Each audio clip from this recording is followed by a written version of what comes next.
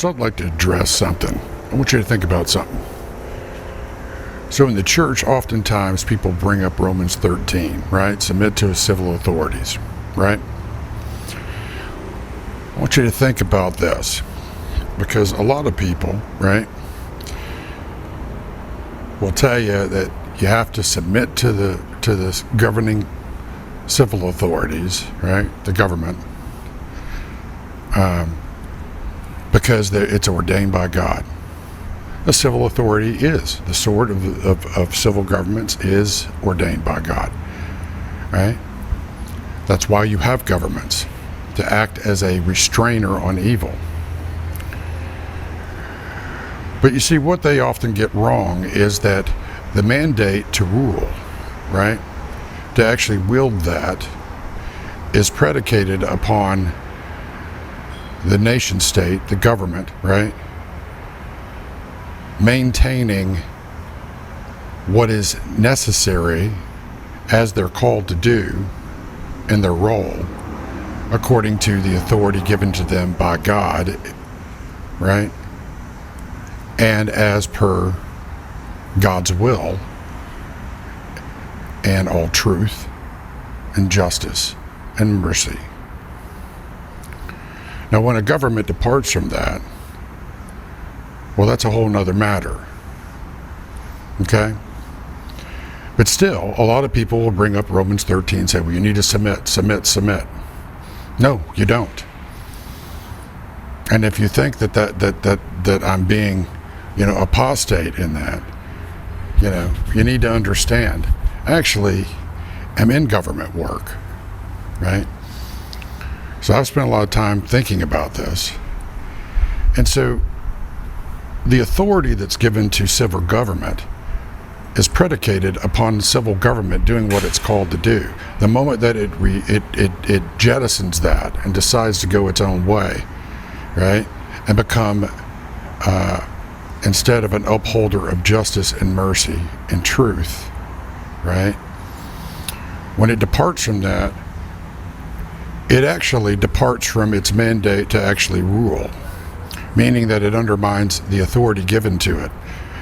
And when it becomes hostile, right, to truth, right, to the truth in love and justice and mercy and humility, well, guess what? Right? You are not required to submit to it, because submitting to that is actually being complicit with evil. Now, if you think I'm wrong on this, you'll have to deny almost all the prophets, right?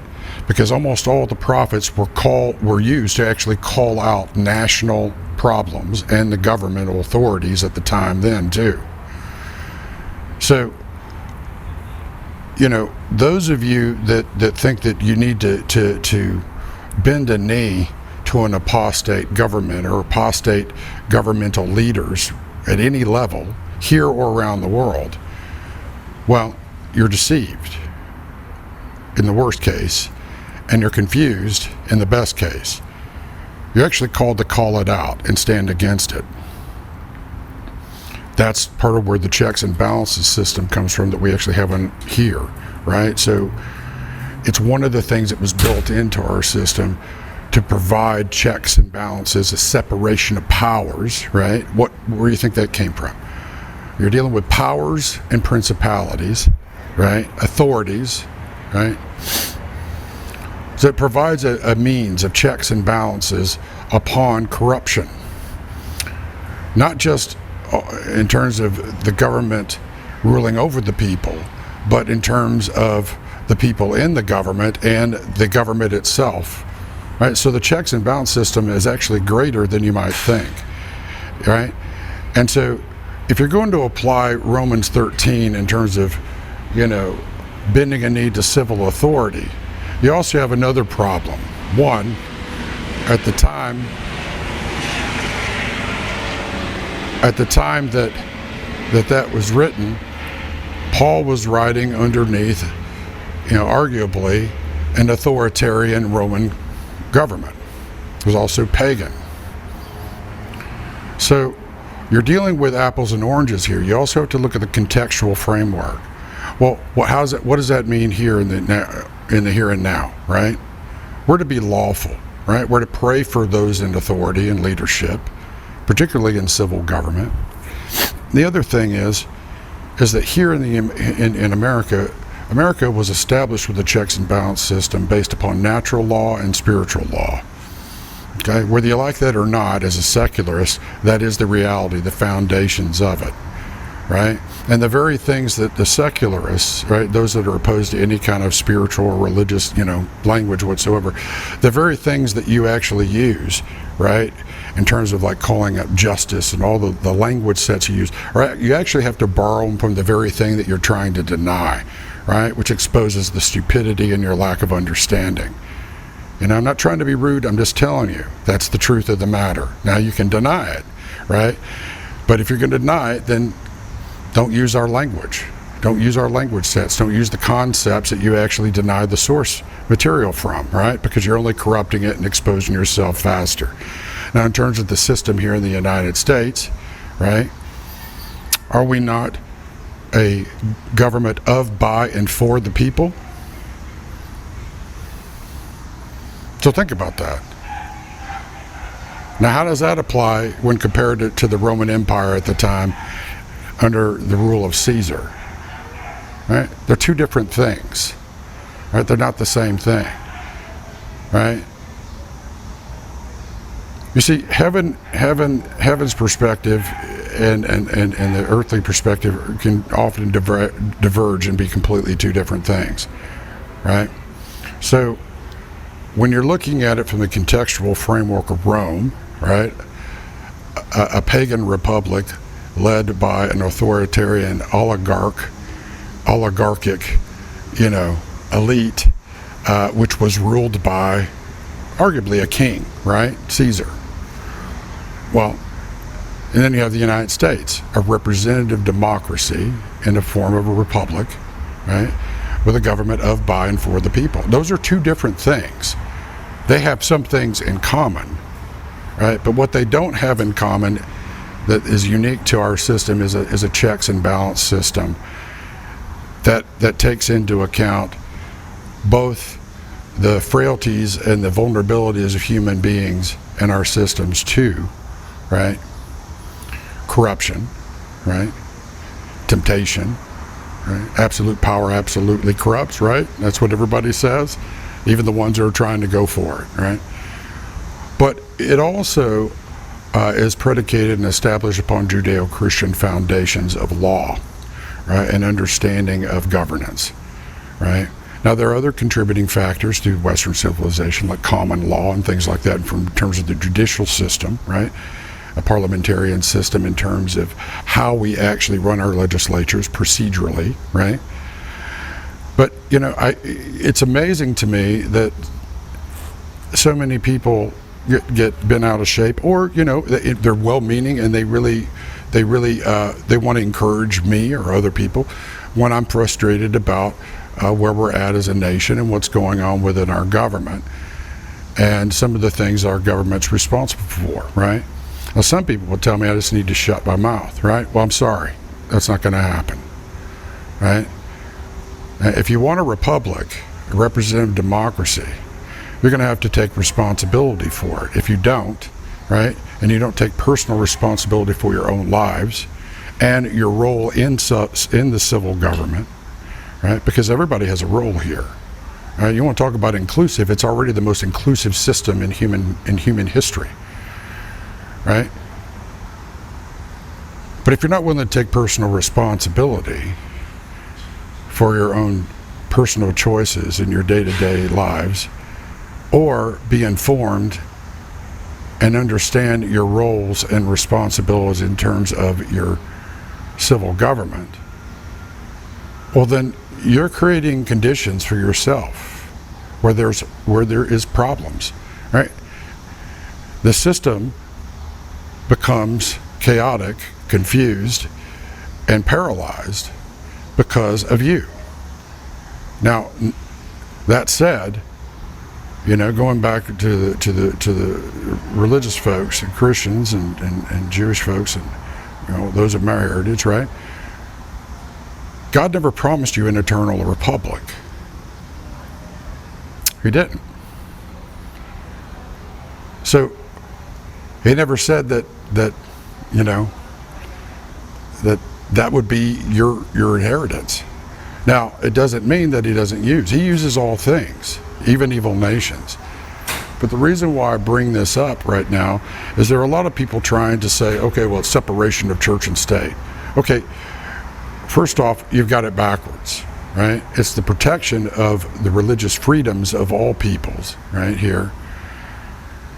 Not to be forced into a state church, right, a state religion, or under the boot of a super secular governmental system that oppresses the ability for people to exercise their freedoms and liberties, one of those being the freedom of religion, right? If you throw that out, you know what you're doing. You're undermining the whole entire thing, right? Those that wish to throw that out are, one, either ignorant, two, they're self-destructive, or three, they are engaged in obscuration, machination, and intrigues because they want to undermine the system so they can take it over, right? So they can run it as their own personal kingdom, right? According to their corrupted will. Sorry. Those are the realities, right? Your enemies want to undermine and sow confusion among you because if you're weak and divided, right, they're going to try to attempt to destroy you so that they can rise up over you and continue to plunder you and not have to pay the consequences for all they've already done and are doing and plan to do, right? So from a position of understanding how to apply things and understanding your role in it, right? And those of us that actually call things out that people try to censor, right?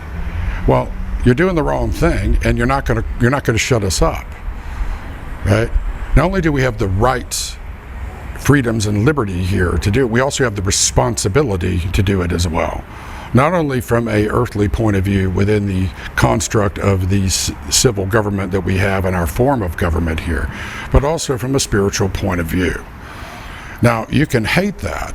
You can say that, you know, we're enemies of the state or whatever, but, you know, those of you that are trying to silence people and trying to censor them are actually proving what you are. And what you are is anathema to the type of system that we have here. And you're undermining your own role, right? Your own civil responsibility and your own rights and freedoms, right? That's what you are doing. Now, we're not going to allow you to do that. We're going to stand against you, right? And you can call it whatever you want, right? But we have the right to do that. And anybody that stands in our way, you also have to understand, we're not going to bend a knee to you. We're not going to submit to you when you've gone lawless. When you're passing laws, right? When you are not enforcing other laws, when you're creating destruction, chaos, confusion, right? And lawlessness, conditions for lawlessness to grow, not only here in this country, but around the world, we're going to fight you on that. Not only do we have the authority to do that, right? But we have the capabilities, right? And the understanding of how to do that. And the will. So it's unwise to force that hand, right? What we're trying to tell you is that we're trying to bring people together to actually solve problems for all Americans, right? We need to deal with these things for everybody. But, you know, far too often, right, particularly in DC, right, there's confusion, right, there's graft, there's vice, there's, you know, there's avarice and hubris that creates conditions, right, for more lawlessness, more corruption. Well, I'm telling you, the house is going to get cleaned or the house is going to be replaced. Just telling you. You can kick against it all you want. But those that want to make us enemies to the state are trying to replace our state, our government, right, with a twisted form of it that makes them basically dictatorial single-party rulers over everybody else. We're not going to allow that to happen. Just telling you. Now, I'm saying this, I'm not a Republican or a Democrat, right? I'll work with anybody on either side to actually solve the problems in this country and try to bring people together in truth, in justice, in love, and in mercy. But some of the policies that you've instituted, some of the things that you've done, you're paying the consequences for having gone the wrong way. That's what I mean when I use terminology like if you go the way of Babylon. Right? Babylon was always, right, ruled by autocrats. Now think about that. It was inherently an unjust and corruptive society. So if you're going to go that way, you will pay the consequences thereof. In fact, you're already doing so. Right? If you want the ability to have, if you want the rights and freedoms to have this country and have a representative democracy, right? If you are not informed and you don't understand what your roles and responsibilities are, nor the history, nor why it is we have checks and balances, that personally, if it was me, I would tell you, I would ban you from being able to vote because you're not capable, right? That's like asking a kid who'd like to be a doctor but never been to medical school, right, into an ER to do emergency medicine, right? It's going to cost people's lives, right? So the consequences of not being informed, right, demanding the right for something, right, but not understanding what your roles and responsibilities are, right? There's also part of the accountability in the system, right? Because you create the conditions, right, that make things worse for everybody else. There's a checks and balance system, right? And so that actually works against you, right? Now, I think everybody should have the right to vote, right? Who's a citizen? I think you have to actually have identification to prove you're a citizen. And on top of that, right, you need to be informed, right? You need to understand what it is that's going on so you can make good choices, good decisions, right, which is in your best interests and the best interests of the entire nation. But right now, that's not happening, right? You're divided. Right? That's the binary simulacrum I always talk about. So those of us that have been trying to get people to work together and offer solutions, well, guess what? Now you're beginning to increasingly pay the consequences for not allowing us to do what we're here to do, which is to help solve the problems before they become bigger problems, right? Which is to get ahead of problems instead of being reactive, being proactive, having downwind, right? Foresight, knowing what we need to do and have in place. So what does that mean for those that are in power and in positions, right? Well, it means that you have a higher level of consequences that you're going to have to pay because you're in those positions, right? At a critical time. So the outcomes, right, of your decisions are amplified, and it exposes either your lack of competence, your lack of foresight and lack of understanding, or your ability to do things rightly. But you see, the problem, right, you got a bureaucracy. So you still have problems, right? Your bureaucracy, having been warm-wooded by incompetence, right, by poor leadership, by hyper-politicization, right, by corruptive influences both here and embedded within it through influence from foreign nations, right? Well, you've got a big problem. So even those that are in the government, that love this country, that want to do what's best for everybody, are forced to deal with what is already in the way, right? We're going to have to deal with that. We're going to have to clean things out, right? For the good of everybody. And if you're not willing to allow that to happen, well, guess what? You'll pay the consequences. right? You could blame that on other people. That will only increase the consequences you're going to have to pay. You can humble yourselves, and we can all come together and work on these things for the betterment of the entire country and solve problems and deal with things as they are, right? Regardless of, any kind of special interest or ethnicity or political persuasion or ideological view, right? Which is in everybody's best interest. Or you're going to wind up losing what you have.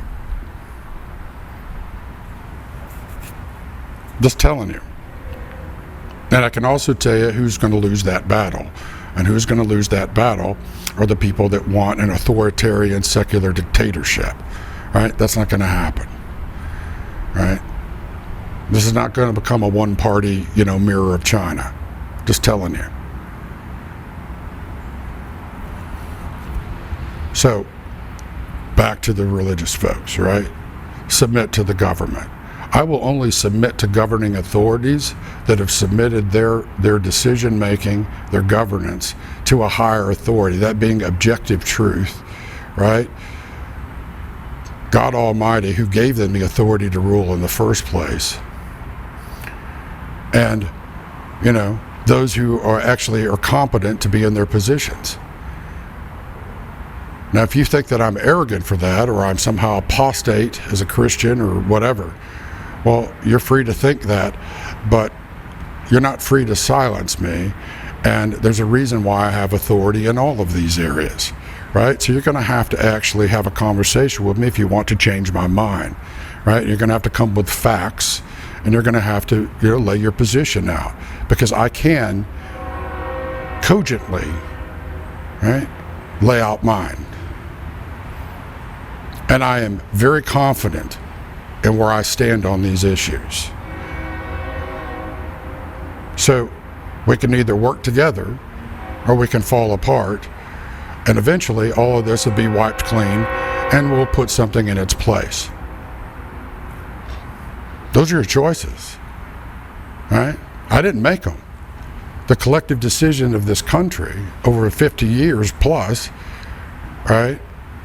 The choices of your leaders and the choices of your voting constituencies have. It's your choice. I didn't create those conditions. You did.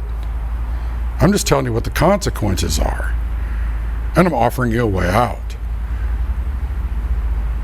So that being the case, right?